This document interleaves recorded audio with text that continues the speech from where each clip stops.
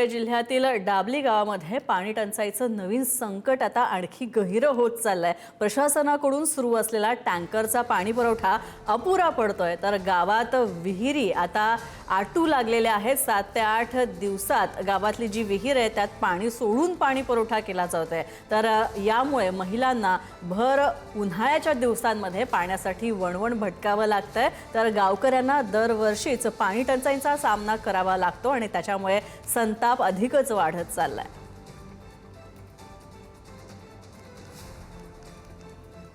धुळे जिल्ह्याच्या शिंदखेडा तालुक्यातील दाबली या गावाला पाण्याची समस्या उद्भवते आहे। आपण जर बघितलं तर पाण्यासाठी महिलांना जीव धोक्यात घालून या विहिरीतून पाणी काढावं लागतंय। दाबली गावाच्या 500 मीटरवर असलेल्या पाणी विहिरीजवळ हे महिला पाणी काढताना आपल्याला बघायला मिळत आहेत। दाबली ग्रामपंचायतीकडून 8 दिवसावर जे काही टँकर आहे हे टँकर द्वारे पाणी पुरवठा होत असतो। 8 दिवसावर गावाला पाणी दिलं जातं, मात्र ते पाणी पुरत नसल्यामुळं महिलांना मिळेल त्या ठिकाणी जीव धोक्यात घालून पाणीसाठी वणवण फिरावं लागतं। शासनानं आमच्याकडे लक्ष द्यायला हवं। दरवर्षी आम्हाला ही समस्येला तोंड द्यावं लागतं।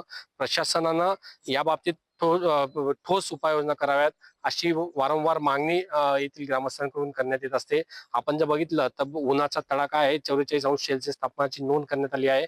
मात्र अशा उन्हाच्या तडाख्यात देखील महिलांना आपला जीव धोक्यात घालून या ठिकाणी दाबली गावातल्या महिलांना पाणी काढण्यासाठी विहिरीजवळ यावं लागतंय आणि जीव धोक्यात घालून या विहिरीतलं पाणी त्यांना काढावं लागतंय।